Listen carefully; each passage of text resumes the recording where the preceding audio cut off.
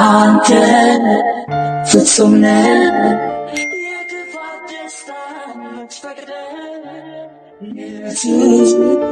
ናከኝ የቀን ወደህ ተገኝተህ አንተ ፍጹም ነህ የክፋት ደስታን የምትፈቅደህ ንጹህ ነው አልከኝ የቀን ወደህ ተገኝተህ።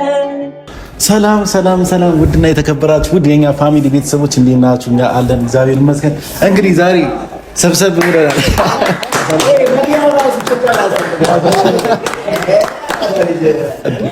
ያው እንግዲህ እንደምታዩት እየገመታችሁ ነው ብዬ አስባለሁ። እዚች ጋር 500,000 ብዙ የተለፋበትና ብዙ የተደከመበት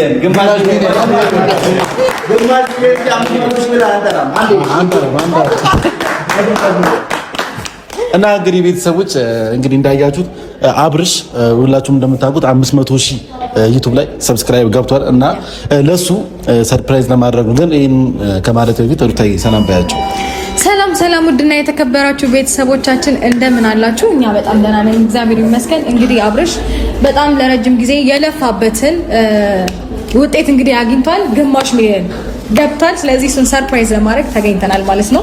እንግዲህ ቤተሰቦች ያው ሁላችንም እዚች ጋር እንደምታዩት የአብርሽ ደስታ አስደስቶን የአብርሽ 500,000 መግባቱ አስደስቶን ተሰብስበናል ማለት ነውና ቤተሰቦች እንግዲህ ይህንን ብቻ አይደለም፣ እነሱ ጋርም የሆነ ስጦታ አለ፣ ከባድ ስጦታ አለ።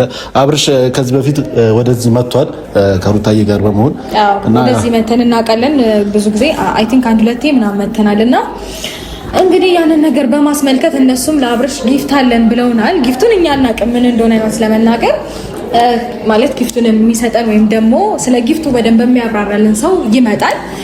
እንግዲህ እስከዛ ድረስ ለእናንተ ይህን ነገር ለማሳወቅ ነው እኛም እዚህ ሰብሰብ ያልነው። አንዴ ቴምር ይችላል ሲጀመር እና እንግዲህ ቤተሰቦች በጣም ደስ ብሎኛል። እኔ በበኩሌ በጣም ደስ ብሎኛል። ምክንያቱም 500,000 ቀላል አይደለም። ዩቲዩብ ላይ ብዙ ነገር የተለፋበትና ብዙ ነገር የተደረገበት፣ ብዙ ነገር የተሰደበበት፣ ብዙ ነገር ያለቀሰበት፣ ብዙ ነገር የተደሰተበት ነውና ወንድሜ በጣም ደስ ብሎኛል። በጣም ከመለ በላይ በጣም ደስ ብሎኛል። ከዚህ በላይም ደግሞ 1 ሚሊዮን ገብተህ እንደምታኮራን ተስፋ አደርጋለሁ እና ሩታዬ አንቺም መልካም ምኞትሽን ተመኝና እንጠራዋለን የሪል ስቴት። እሺ እንግዲህ በጣም በጣም እጅግ በጣም ደስ ብሎኛል።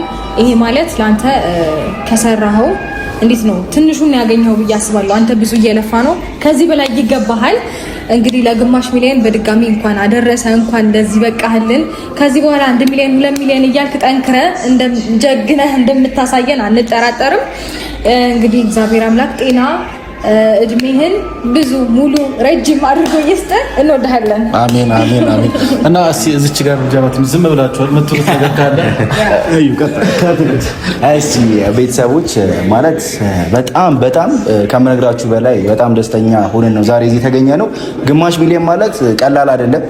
ቁጥረን ራሱ ግማሽ ሚሊዮን ላይ ለመድረስ 3 ዓመት 4 ዓመት 10 ዓመት ሊፈጅብን ይችላል እና በዛ ልክ ደግሞ ረጅም የሆነ ነገር አብርሽ እንግዲህ ያው በጣም የደከመበት የለፋበትን ነገር አሳክቶታል። በደንብ Just Life Home Service ወንድማችን ዛሬ ደግሞ በጣም ደስ ያለኝ ነገር ከሌላው በተለየ ልዑሌ በጣም እድለኛ ሰው እንደሆነ እና በረከትም ይዞ እንደመጣ ነው እየተሰማኝ ያለው። እንግዲህ አብሮነታቸውና ያላቸውን አጋርነት በዚህ አጋጣሚ እያሳዩና ያሉት ቴንክ ዩ ሶ ማች ለማለት እንወዳለን። አብርሽ ከዚህ በላይ ይገባል ወንድማችን፣ ኩራታችን። ጥሩ ነገሮች ከዚህ በኋላ እንደሚገጥሙህም 1 ሚሊዮን ደግሞ ለመግባት 1 ዓመት እንደማይፈጅብህ ደግሞ ባለሙሉ እርግጠኛ ነን። እንወዳለን። ያራዳል ይጨብጨብልኝ። እንግዲህ ግማሽ ሚሊዮን ማለት ቀላል አይደለም። እኔ ምንም ማለት አልፈልግም፣ ምክንያቱም እየመጣ ስለሆነ ከዚህ በላይ ከፍ ብለህ ማየት ነው የምንፈልገው።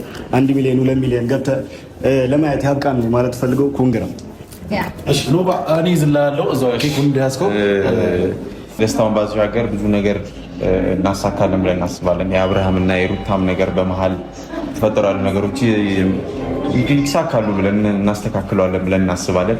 ባልጠበቅነው መንገድ የአብርሃምን 500 ሺህ በመግባቱ ትልቅ ሰርፕራይዝ አለን ብለዋል። ምን እንደሚያደርጉለት አናቅም። እስቲል እኛንም እሱም አያቅም እኛ እንዳለንም አያቅም። ግን ሰው ይዞት እንዲመጣ አድርገናል። እስቲ ምን አይነት ደስታና ምን አይነት ሪያክሽን እንደሚኖረው አላቅም። እኔ የአብርሃምና የሩታን ነገር ደግሞ ቀስ በቀስ ከዚህ በኋላ ብዙ እንደሚስተካከል አስባለሁ። ይህም አንዱ የመስተካከያ መንገድ ነው ብዬ አስባለሁ። አይደለም ሩታ? በቃ የሁለቱን ደስታ ነው እኛ የምንፈልገው። ሩታ ከተደሰተችም አብርሃም ከተደሰተም ሌላ ምንም የሚያስፈልገን ነገር የለም። የእሷም ወንድሞች አለን፣ የእሱም ወንድሞች እዚህ በመሀል እንገኛለን።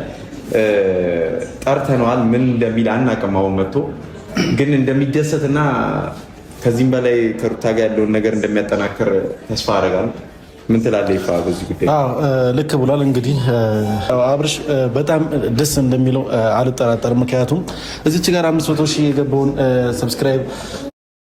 ሰላም ጋይስ እንዴት ናችሁ? ደህና ናችሁ? አለን እግዚአብሔር ይመስገን። እናንተ አብርሽ ተመለሰ ወደ ሩታ፣ አብርሽ ተመልሶ መጣ ወደ ሩታ። እግዚአብሔር ገርሞኝ ነው የምላችሁ። አይቻውን ቤት ምናምን ሁሉ እንትን እያለ ነበር ከአዲስ አበባ ሲመጣ ወደ ሩታ ከቻች ብያቸዋለሁ እኮ ሩታ ተመልሰዋለች።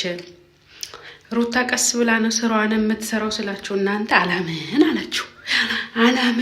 ይኸው ልተኛ ነበር። አሁን እንደው ለምን ወሬ እንትን ሳላችሁ እንዴት ተተኛለሁ እንቅልፍ አይወስደኝም ብዬ ነው የመጣሁትና አያችሁት አይደለ? አብርሽ ተመለሰ ወደ ሩታ። ሩታ ጀግና ናት እምላችሁ እኮ ዝም ብዬ አይደለም። መለሰች ወደ ራሷ ማለት ነው። በዘዴ ቀስ ሰርጋ መጣችሁ።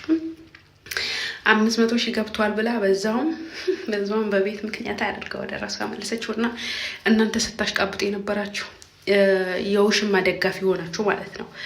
ሄርሜላ ውሽማ ናት ተው ብያችሁ ነበር፣ አልሰማ አላችሁ።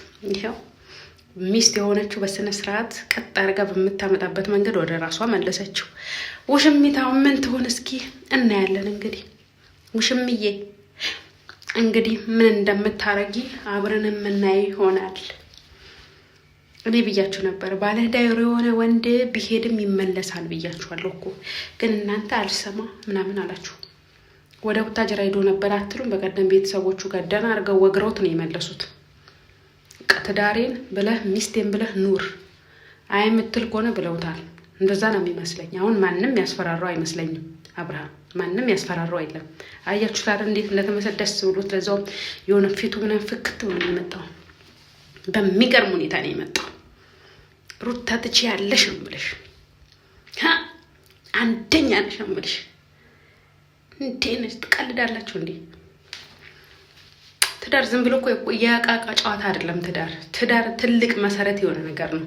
እናንተ እንደ ቀልድ ዝም ብላችሁ ትዳር ዝም ብሎ የሚፈርስ ነው የሚመስላችሁ እናንተ። በማንም ውሽማ ቅምጥ በሏት እኮ እሷ በቃ ሄርሜላ ማለት ቅምጥ ናት። አያችኋ? በሚፈልግ ሰዓት ሄዶ ያገኛታል። ሪል ሚስቱን ግን ሲፈልግ ሚስቱ ጋር ነው የሚመጣው። ማሰብ አለባችሁ። ጭንቅላታችሁን አሰሩት ብዬ